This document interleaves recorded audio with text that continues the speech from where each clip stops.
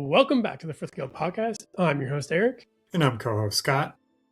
And today we're going over chapters 46 through the end of the book of Abyssal Arcanist. We kind of flew through this one, and that just gets us one step closer. I'm hoping that we're going to have the last book out before we get to it.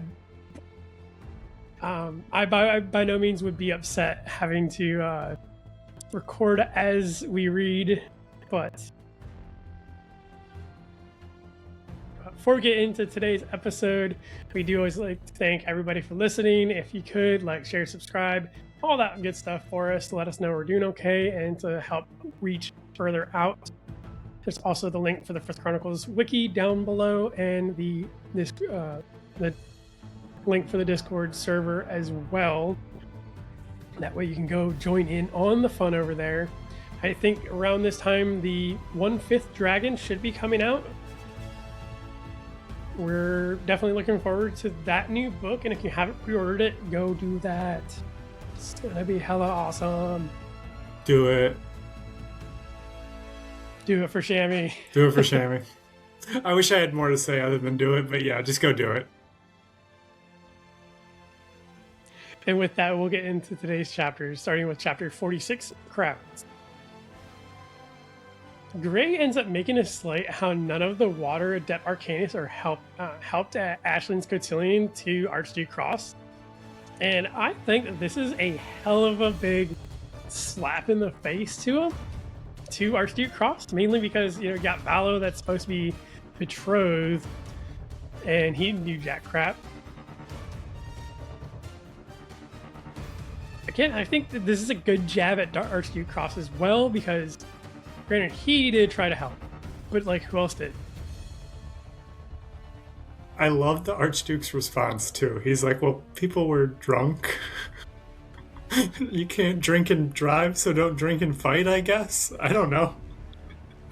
Were there eldrin drunk too? Like, you couldn't send a giant crack? What?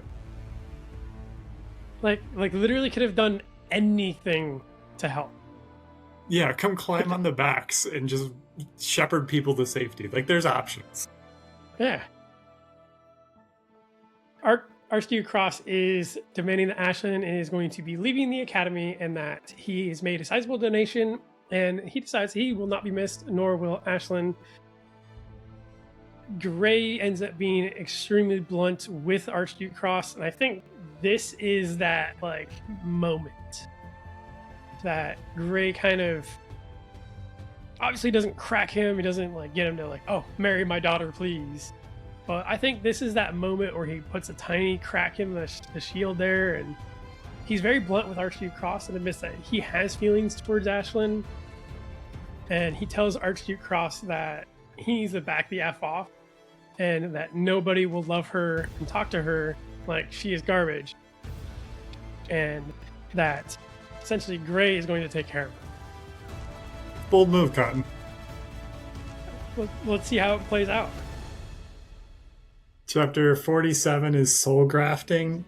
So Gray is speaking some choice words to the Archduke, which Deimos may or may not be slightly influencing. These seem a little more aggressive than Gray's typical. But the Archduke doesn't deny it. He actually seems to agree about Valo, so he doesn't really seem too fond of it. It seems more of like, I just wanted someone of status for Ashlyn, not like, I think Valo's a good person. And surprisingly, no quips from D on this one. I kind of thought D was going to throw in an extra jab there, but he remained silent, thankfully. As Gray is walking around, he does run into Knovak. They decide that they're going to go out onto the balcony. Nini's already hiding on the balcony. And of course, Ekrib, who can't really go into the building because he's kind of a giant dragon, is like, yo, can I hang out with you on the balcony too? And they're like, yeah, sure. Come chill with us outside. Gray gets this feeling that Deimos is in trouble. He doesn't really know what's going on. He suddenly starts to vomit water, and Ekrib's like, yeah, that's coming from the Abyssal Hells. That's not a good thing. You should not be doing that. Naiad is trying to graft Deimos' soul, and sort of that's the only real way to kill a Death Lord, so this is pretty nasty.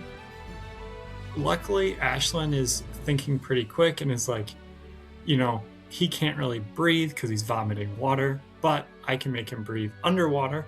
So she does augment him so he can at least not suffocate from the barfing up this giant stream of water.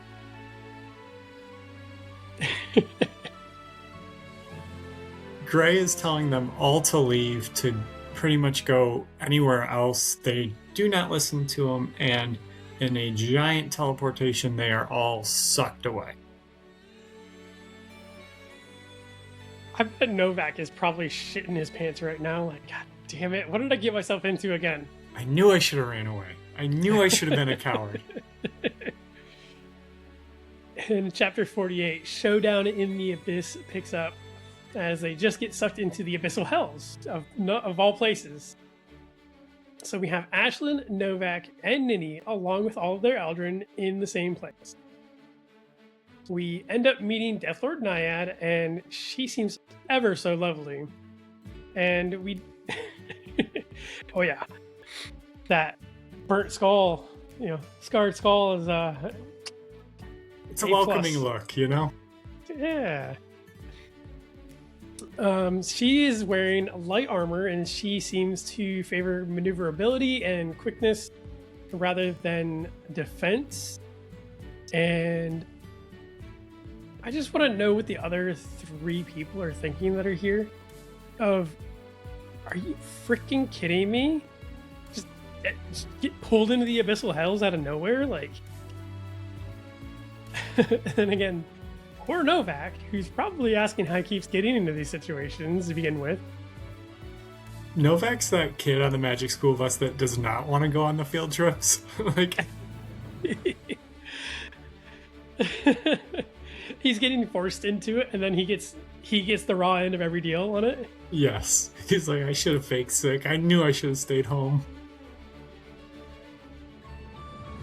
So as Papa Deimos is not feeling too well, Gray and Naiad start into a fight. Gray realizes he's absolutely comically outclassed, and she's freaking out because she doesn't know what Gray is. She doesn't know what a mimic is. She's just like, why does your star keep changing? Why does Vivigirls keep changing? Like, this isn't normal. I haven't met anybody that's done this before. And very thankfully, Gray kind of picks up on that and uses it to his advantage and starts pulling some like cool Jedi mind tricks on her so that she is more fearful of Gray, and like how he's sucking away her essence essentially. So puts her on the defense. Chapter 49 is the Wraithborn Orchard. So she runs away with her dragon. She's doing these like flyby evocations, drive-by dragon evocations, we'll call them. And luckily they are firing back. They do have quite a bit of long-range weaponry, I'll say, between the lightning and the raw magic evocation. They do actually hit her and knock her off the dragon. Not gonna kill her, but at least buy them some time and at least make her think twice about kind of coming around and harassing them. And of course, when she came, she brought with her all sorts of just undead army. And the one that's been really taking care of this army is Nini. And if we... Yeah, go Nini. Nini's boss. And, as we've seen before, when Nini kills the undead, she gets a chain. And if she gets enough chains, she gets a true form. Waste is true form. What? I know. He just gets so badass. The cloak upgrade, scythe upgrade, he gets fully outfitted. He is ready for it. He said, I was made for this. He's got rubies and emeralds and shit in his scythe. Like, oh my gosh. He's bedazzled. of the group of them, so the Abyssal Hells does gradually eat away at the soul. Nini being that she's bonded to a Reaper, it doesn't affect her. Gray's unaffected because he does have the soul of a Death Lord inside of him, so that really leaves Ashlyn and Knovak, who are kind of slowly being drained of life. So they really do need to get out of the Abyssal Hells quickly, otherwise Ashlyn and Knovak are going to be in a no-good situation. Luckily for them, Zane has been crafting another plan to gift them out. So we are once again relying on Zane, who was previously trying to get his brother out and is now going to instead rescue the person that he has been trying to kill for a while. So we'll see how that goes. Hey, on the plus side, Ray's on the other side of the portal to be able to get messed with. So like, I feel like he's safer at this point in the Abyssal Hells, waiting for Zahn to get him out. He is. And Zahn doesn't know that he's there. He really thinks he's rescuing Deimos. There's no real communication to tell him, oh, you're actually going to be rescuing a bunch of kids that thwarted your evil plans before. Again. Yes.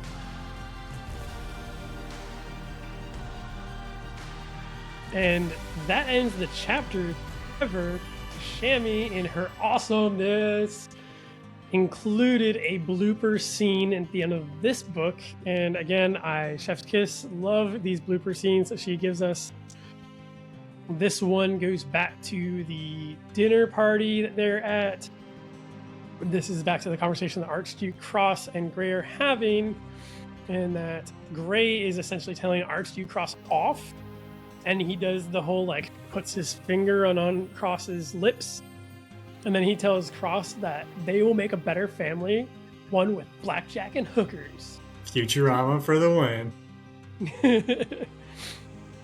Maybe not the last thing, because... Wait, can you say hookers in a young adult book? Implied. you could probably sneak away with it with this generation, you know? And I love that this is Nicholin saying this. I mean, he would say he totally would. I 100% believe it. This is Twain saying this. It's like, wait, can we say hookers in a young adult novel? I know, break the fourth wall. I love it. And Gray is so manly for making such a dramatic exit that he's going to raid the cultist operations, steal their money, trinkets, and artifacts, and has the perfect plan. And that concludes Abyssal Arcanist. And up next, we have Labyrinth Arcanist. Damn it. Death Lord Arcanist. I was like, that is not the book that's sitting on my desk right now. Let's try that again. Our own blooper. I'm so excited for Labyrinth, though. I know, I love Labyrinth, but I was like, because I thought it was next too, and I went to pull it out and I was like, wait, this is not the right. But this concludes Abyssal Arcanist, and up next we have Death Lord Arcanist, and we are essentially 2 books away, or 3 books away from the conclusion of this series. And oh my goodness, it is just ever so getting so exciting. I have not gotten a chance to reread these books, or at least this far into these books, so this is definitely a really nice second look into everything, knowing kind of what happens, but being able to look into it a little deeper to catch those small details that she leaves us. Yes, and there's some Easter eggs hidden. But with that ends this week's episode. Next week we'll be diving right into the next book. And Scott, do you have anything else you'd like to add? No, just excited. We are like halfway through the series. We are cruising. Yeah. Love it so much. All right. Thank you guys for listening, and we'll catch you guys next week.